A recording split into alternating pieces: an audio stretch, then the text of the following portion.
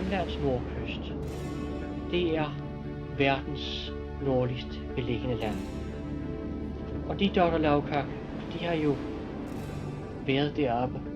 Hvordan føler de det at stå deroppe på den nordligste kyst?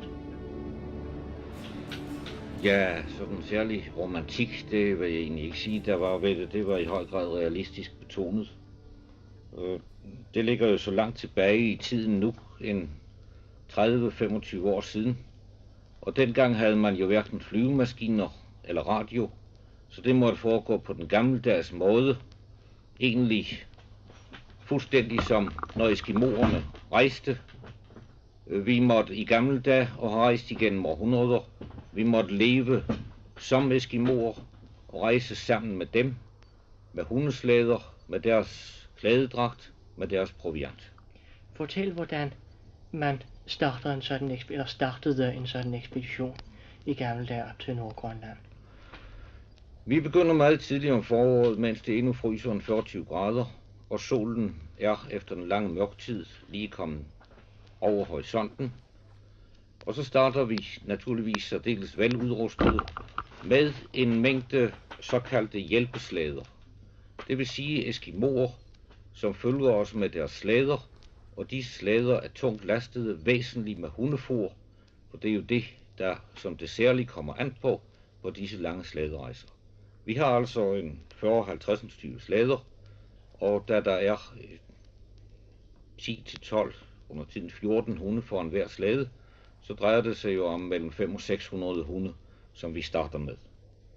Efterhånden som vi så kommer frem, og hundefoder bliver et, så vender disse hjælpeslæder tilbage, som regel 4 af gangen, og så har vi efterhånden arbejdet os op på selve nordkysten 1000 kilometer nord for den nordligst boende Eskimo, og de sidste hjælpeslæder vender så tilbage. Når vi så står deroppe, så har vi der skal arbejde deroppe sommeren igennem, 4 eller 5 hundespand, som vi så vidt muligt har skånet, og de slæder, som trækkes af disse hunde, er naturligvis nu fuldt lastede. Og med dem fortsætter vi så videre, og kan nå med det, vi har på slæderne, yderligere 500 kilometer, så har vi altså rejst 1500 kilometer op til vores arbejdsområde, og står sådan da med tomme slæder og skal leve af jagt. Jeg husker første gang, jeg stod i en fjord og så ud over disse uendelige øde og sneklædte fjelde, så var det oprigtigt talt lidt underligt at tænke på, at nu fik man ingenting at spise, før vi havde fået jagt. Lidt vildt er der jo oppe i disse verdens nordligste egne, men ikke særlig meget. Og så går sommeren. Det er et hårdt liv, og jeg må jo sige, for at I kan forstå, hvad der senere sker, at vi bliver under hele rejsen fysisk meget stærkt overanstrengt. Og vi begynder langsomt at sulte, uden at vi egentlig tænker på det. De har jo været ekspert i sult. Er det ikke rigtigt, Doc? Jo, nu er det måske praleri at sige, at jeg er død af sult 2 gange. Det er jeg jo ikke. Men jeg har da oplevet at gå til den yderste grænse af sult 2 gange på hjemvejen over indlandsisen. Fortæl så, hvordan det er at sulte i Grønland. For det er jo ligefrem et led i deres ekspeditioner deroppe. Man kommer til at sulte, er det ikke sådan? Man kommer til at sulte, man er klar over, at det er den store risiko. Og jeg må jo sige, det er spændende sommeren igennem at udføre sit arbejde og forsøge på, et forsøg der aldrig lykkes, at skaffe den nødvendige proviant til hjemrejsen over indlandsisen. Det drejer sig om flere 100 kilometer, og indlandsisen er jo en snemark uden antydning af liv, og vi skal altså sommeren igennem skaffe proviant til denne indlandsisrejse. I begge tilfælde, hvor jeg har rejst deroppe, kom vi op på indlandsisen i august måned, slutningen af august, næsten uden proviant. Vi har så det eneste, vi kan falde tilbage på, det er vores hunde. Og disse hunde, de er jo udsultede og redmagre som os selv. Hvor mange hunde har de spist i deres liv? Har de regnet det ud? Ja, hvor mange jeg har spist i mit liv, det ved jeg ikke. For friskkogt hundevalp, det er mange steder en stor delikatesse, som jeg i hvert fald godt kan lide.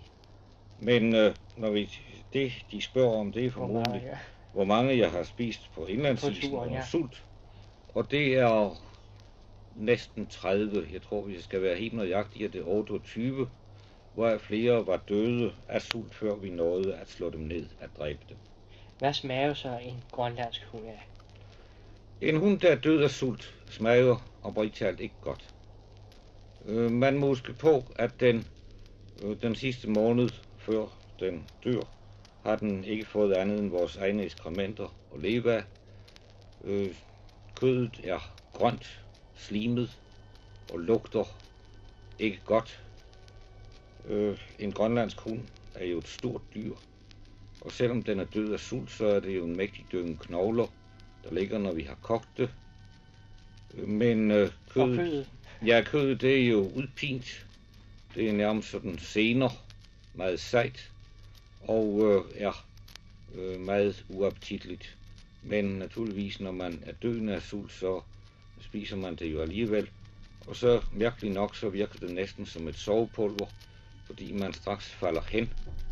Det er formodentlig de mange giftstoffer, som har ophobet sig i dette udpinte kød. Og når så den sidste hund er spist, hvad så? Ja, der er forskellige stadier af sult. De første stadier, det mærker man ikke noget til. Man opdager pludselig en dag, jo naturligvis, at man er blevet ret mager, og også at man er træt. Men man har en uimodståelig trang til at tale om mad. Og når man først er blevet klar over det, så en skønne dag bliver det forbudt at tale om mad, for til sidst hengiver man sig til rene madfantasier. Men så kommer det, der er meget værre, det er, at hver nat vågner man op efter at have drømt om de mest veldækkede borde og de allerlækreste retter, og så vågner man op til den bitre virkelighed, og den drøm kan gentage sig adskillige gange i løbet af en nat. Når den sidste hund er spist, så er vi som regel kommet over indlandsisen, ned på land, og skal leve af jagt, og den jagt er der ikke meget af. Og så er man nået til det næste stadium. Det er det stadium, hvor man egentlig talt kun føler en stor træthed. Man har egentlig kun lyst til at lægge sig ned og hvile, og det er meget svært at gå. Jeg har senere ved kortlægningsarbejde regnet ud, at vi, selvom vi gik for livet, og selvom vi gik så længe vi overhovedet kunne, 14-16 timer i døgnet, så var det kun 4-6 kilometer, vi kunne tilbagelægge på sådan en dag. Når man satte sig ned på en sten, måtte man rejse sig ganske langsomt. Hvis man foretog en hurtig bevægelse, så faldt man som regel besvimet om. Og når man skulle springe over selv en lille elv, så hentede det ofte, at man var sikker på at besvime, når man var kommet over elven. Og så de aller sidste stadier, hvor man altså går og egentlig ingenting får. Det er, der går man udelukkende på viljen. Det er meget lettere og meget fristende for øvrigt at lægge sig ned og opgive det hele og dø. Og når man alligevel når frem, så skyldes det håbet om, at livet har noget i behold til en, og at man så vil overvinde de besværligheder for at vende tilbage til livet. Men jeg indrømmer, at mange gange så er det lettest at give op. Det er de sidste stadier. Man føler ingen sult, man har ingen smertefornemmelse af nogen art, kun en eneste stor træthed, ønsket om at lægge sig ned og håbet om, at det hele er forbi.